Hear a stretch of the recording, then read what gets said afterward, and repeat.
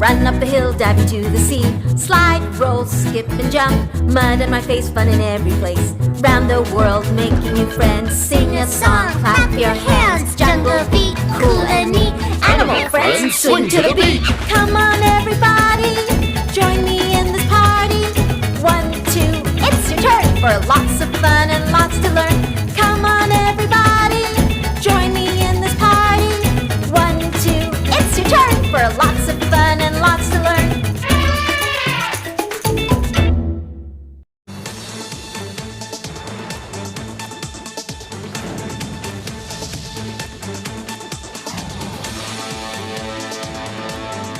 Warga emas insomnia ditahan reman bantu siasatan kes tikam doktor.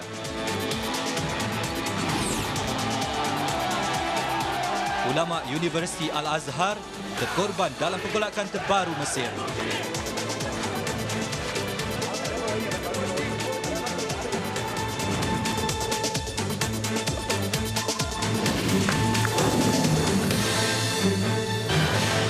Assalamualaikum dan salam sejahtera.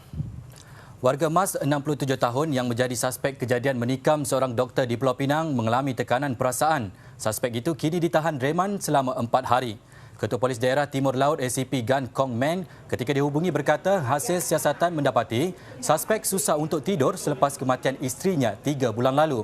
Sehubungan itu, suspek mendapatkan rawatan di sebuah klinik kira-kira jam 9 malam Rabu lalu untuk mendapatkan ubat tidur. Bagaimanapun, dia berang apabila doktor berkenaan hanya memberikannya Panadol. Suspek kemudian bertindak menikam doktor tersebut ketika berada di dalam bilik rawatan. Doktor itu mengalami kecederaan di bahagian pinggang. Siasatan dilakukan mengikut Seksyen 324 Kanun Keseksaan yang membawa hukuman penjara sehingga 3 tahun atau denda atau kedua-duanya jika sabit kesalahan.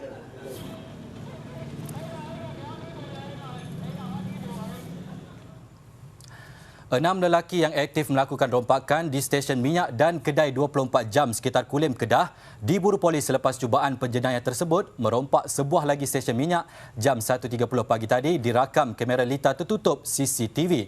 Menurut seorang pekerja, ke-6 suspek mulanya mengisi minyak untuk 2 motosikal. Selepas beredar, mereka datang semula dan memaksa pekerja stesen minyak tersebut membuka pintu.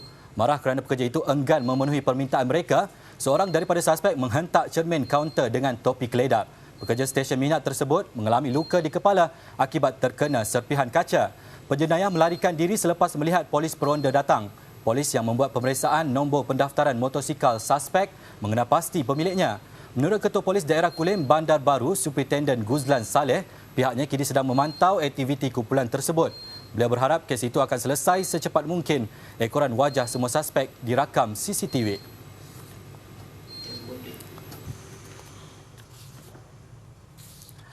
Lagi operasi 6P, 29 lelaki warga Nigeria antara yang ditahan dalam penguatkuasa Jabatan Imigresen Kuala Lumpur jam 10 malam tadi. Tiada pasport dan pasport tamat tempoh antara kesalahan yang dikesan dalam operasi tersebut.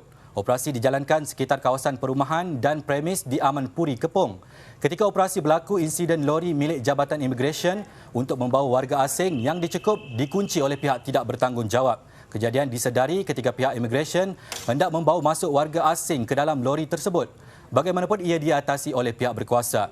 Anggota penguatkuasa menyerbu 50 unit kediaman dan sebuah pub yang dipercayai dihuni warga asing. Hasilnya, 29 lelaki warga Nigeria dan 4 wanita warga Thailand ditahan. Menurut penolong pengarah penguatkuasa Imigresen Kuala Lumpur, James Singa, operasi dijalankan berikutan aduan orang awam mengenai kebanjiran warga asing di tempat mereka. Pun begitu, ada warga asing yang telah keluar melalui program 6P masuk balik ke negara ini. Ia dikesan oleh penguatkuasa Jabatan Imigresen Johor selepas menahan 44 warga Indonesia termasuk seorang kanak-kanak berusia setahun. Mereka ditahan selepas mengekori sebuah bas persiaran. Bas ini ditahan di hadapan Plaza Tol Macap dengan bantuan polis ronda Lebuh Raya. Ops serkap ini bermula jam 12 malam hingga 2 pagi tadi. Semua warga asing berkenaan dipercayai menggunakan cop keselamatan tidak sah untuk memasuki Malaysia. Bas tersebut disyaki disewa khas untuk membawa mereka ke Kuala Lumpur. Ketua Operasi Immigration Johor, Muhammad Nasir Abbas berkata, 14 daripada warga Indonesia ini ialah lelaki, 29 wanita dan seorang kanak-kanak perempuan. Siasatan mendapati mereka memasuki negara ini melalui Pusat Pemeriksaan Tanjung Pengelih, Kota Tinggi.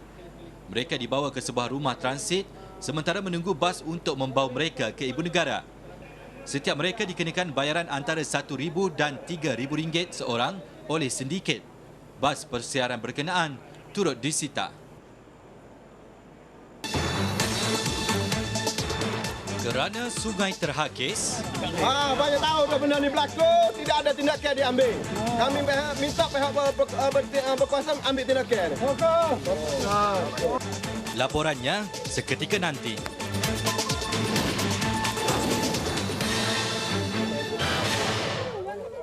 Don't go anywhere. We'll be back soon.